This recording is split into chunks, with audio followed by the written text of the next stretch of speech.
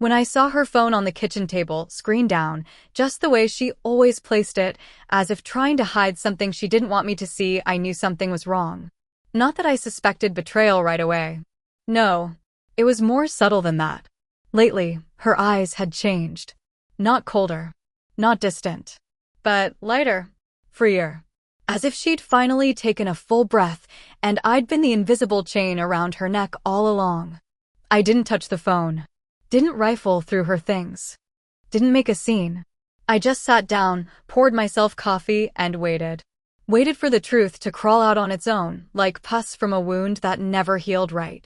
And it did. Just 3 days later. Liz and I had been married 12 years. 12 years isn't just a number. It's thousands of breakfasts, hundreds of arguments that ended in embraces, dozens of trips where we lost each other in airports and found each other at the last possible second. It's our daughter Emily, 10 years old now, and her first win at the school art fair. It's my heart attack 3 years ago and her hand gripping mine in the ICU. It's the house we built together, brick by brick, dream by dream. I thought I knew her better than anyone on earth. I was wrong. The first rail warning came on a Saturday. We were heading to dinner at her parents', our usual once-a-month ritual. Liz stepped out of the bathroom in a black dress I'd never seen before. It clung to her body like it had been made for someone else. Not for me. Not for a family dinner. "You look incredible," I said, trying to mask the unease. She smiled, that same light, almost weightless smile that had been appearing more and more. "Thanks, honey. I just felt like refreshing things a bit." Later, in the car, she said suddenly, "By the way, I might stay out a little after dinner. Need to run to the store for something." "On a Saturday night?" I asked. "Target?" "Well, not necessarily Target," she said, gazing out the window. "Just take a walk." I said nothing, but something clicked inside me, like a lock turning from the inside. The next day, I started noticing details. Tiny things that had meant nothing before now screamed at me. Her perfume, different. Fresh, floral, with a hint of something exotic. She checked her phone constantly, even during meals.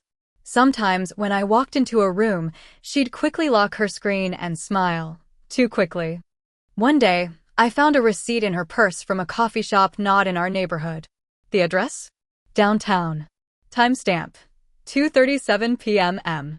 That day, she told me she was at her friend Sarah's. I checked. Sarah was at work that day. I knew because Sarah works at my company. We sometimes have lunch together. That's when I knew she was lying to me. I didn't confront her. Didn't demand answers. Because I knew if I blew up now, she'd either lie better or walk out. And I wasn't ready for that. Not with Emily in the middle of the school year. Not with the mortgage we'd just refinanced after my medical leave. So I started acting. Quietly at first. I installed a location tracking app on her phone while she slept. She never noticed. Then I began monitoring her schedule, noting every deviation from her usual routes. And then, on Wednesday, April 12th, it all fell into place. She said she was going to yoga. But the app showed her pulling into the Haven Springs Hotel, the one on the edge of town, a half-hour drive from our house. The kind of place no one visits without a reason. I didn't follow her. Didn't storm into the room. Instead, I went home, tucked Emily in, and sat down at my computer. 2 hours later, I knew everything. Her lover was Mark Reeves, a colleague at the nonprofit where she worked. Married. 2 kids. Social media photos showed the perfect family, smiles, lake vacations, matching sweaters. And yet, texts with my wife full of promises, passion, and plans for a real life. They'd been seeing each other for 3 months. 3 months she'd lied to my face. 3 months she'd kissed Emily goodnight while betraying us both. I didn't cry. Didn't yell. I just sat in the dark, feeling something inside me die and something else be born. Cold. Hard. Merciless. I decided to get revenge. But not like in the movies. No shouting, no guns, no shattered glass. No. I wanted her to feel exactly what I felt. Loneliness, betrayal, the terrifying loss of control over her own life. I wanted her to destroy everything she'd built with her own hands. My first move was a letter. I wrote it as a concerned colleague and sent it to Mark's wife. Attached were screenshots of their messages, photos from the hotel, dates of their meetings. All anonymous, but convincing. I even added, "I don't want to hurt you, but you deserve to know the truth." 2 days later, Mark didn't show up for work.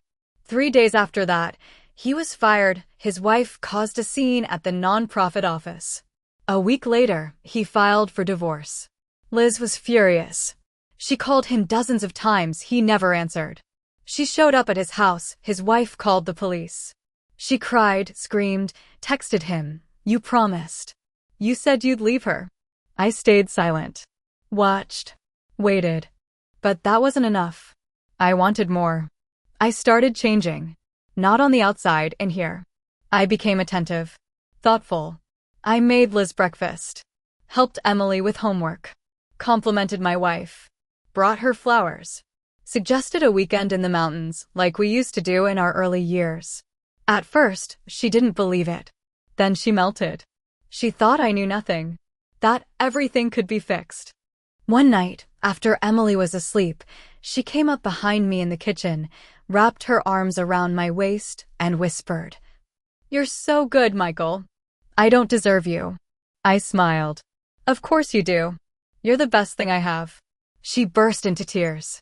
I held her, stroked her hair, whispered that everything would be okay. Inside, I laughed.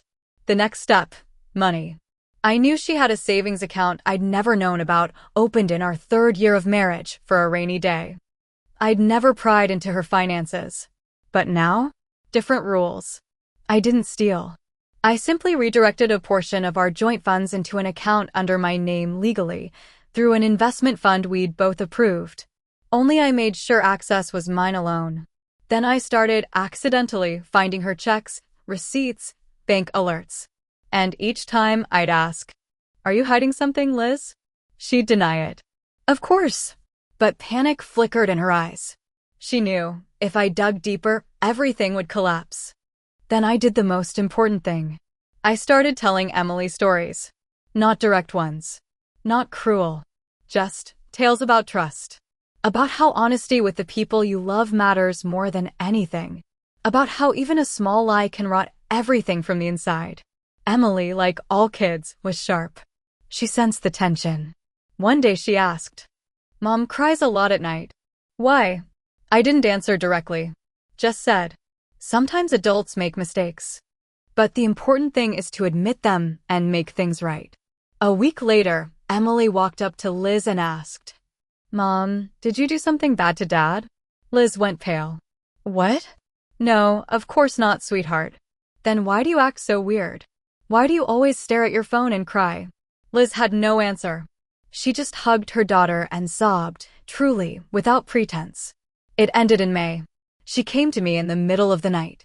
Sat on the edge of the bed, trembling, eyes red. "You knew all along, didn't you?" she whispered. I stayed silent. "How long?" "Since April," I said. She covered her face with her hands. "I didn't mean to. It just happened. I felt invisible. After your illness, you became so distant. I was fighting to stay alive, Liz." "And you? You were chasing a new love?" She didn't answer. "I won't leave," I said. "For Emily's sake.